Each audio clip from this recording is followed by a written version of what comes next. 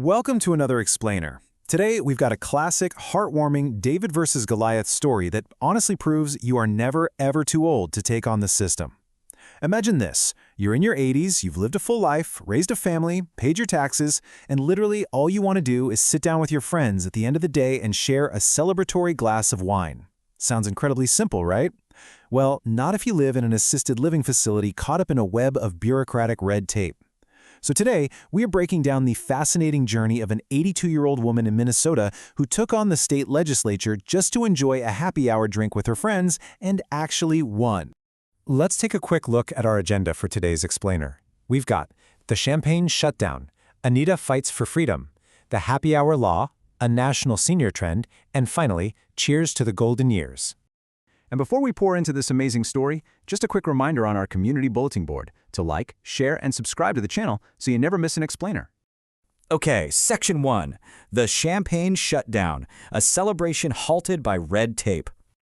Meet our protagonist, Anita LeBrun. She's an 82-year-old grandmother of 5 and, from what we can tell, a total social butterfly at her facility, Amira Choice Champlin. Anita has always loved a good glass of Pinot Grigio. In fact, her family had this awesome tradition of kicking off 5 p.m. happy hours at their lake house. It was a cherished routine for her.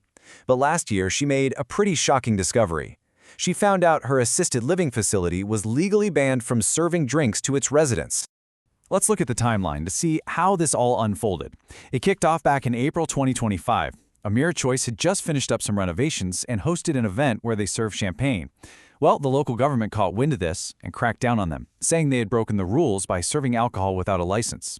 The facility reached out to a nonprofit called Leading Age Minnesota, basically explaining that getting a standard retail liquor license was just financially impossible for a senior home. They were totally stuck. And that is exactly where Anita stepped up, leading to her testifying in early 2026, the bill getting signed in July, and the new law officially taking effect in August.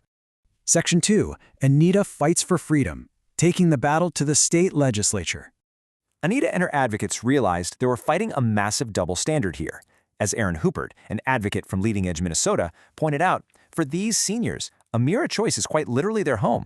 Think about it. In a single-family home, it is perfectly legal to consume and serve alcohol to your guests. But the second these adults moved into an assisted living facility, they were completely stripped of that right for community events, all because of licensing red tape. So Anita took this fight straight to the Minnesota House and Senate, and I absolutely love this detail. She took it so seriously that she practiced her statement in front of a mirror and over the phone with her daughters. She told a Senate committee, quote, "Just because we are older and live in assisted living doesn't mean that we should have fewer freedoms than anyone else." She talked about how much she and her friends love happy hour to reminisce about raising families, military service, and just enjoying the golden phase of their lives. It's a rock-solid argument for basic adult autonomy. And clearly, that message resonated all the way to the top. Minnesota Governor Tim Walz echoed her exact sentiment during the ceremonial signing of the bill, which, by the way, they hosted right there at Anita's facility. He said growing older shouldn't mean giving up the traditions and freedoms you've enjoyed your whole life. He really highlighted how this cuts unnecessary red tape, letting senior communities focus on creating great experiences rather than stressing over paperwork. Section 3, the Happy Hour Law, breaking down the legislative victory.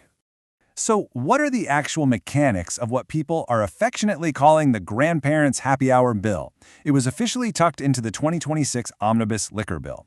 For senior housing, it effectively fixes that frustrating licensing loophole. Assisted living and skilled nursing operators no longer need a standard, wildly expensive retail license to serve alcohol at events. They just have to notify the state beforehand. Now, to balance these new freedoms with safety, because falls are a genuine risk for older adults, they did put in a cap of 2 drinks per resident during these events. This all kicks in on August 1st.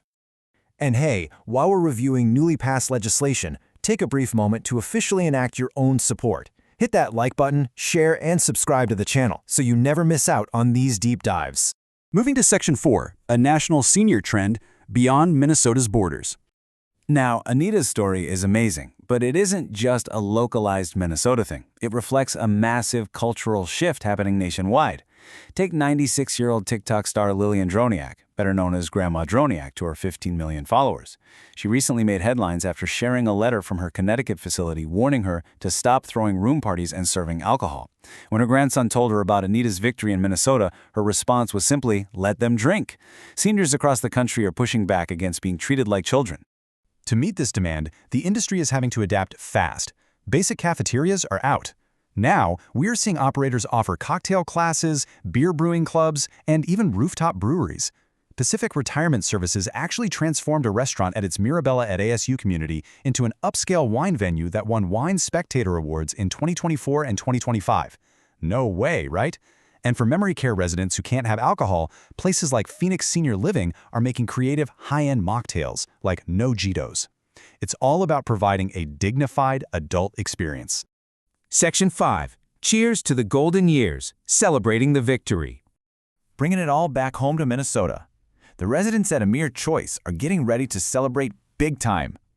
Thanks to Anita, they aren't just getting their happy hour back. They're throwing a massive, all-day party next month. Sarah Lumon from the facility said Anita has been the absolute resident superstar for months now. She saw a restriction that was frankly ridiculous, and she did something about it. As we wrap up this explainer, I want to leave you with a provocative question to think about. What other lifelong freedoms are we unnecessarily restricting for our seniors? Anita's fight might have been about a glass of Pinot Grigio, but fundamentally it was about preserving autonomy, dignity, and joy in the golden phase of life. It really makes you wonder where else our well-intentioned red tape is getting in the way of living. Thank you so much for joining me today, and until next time, keep asking questions.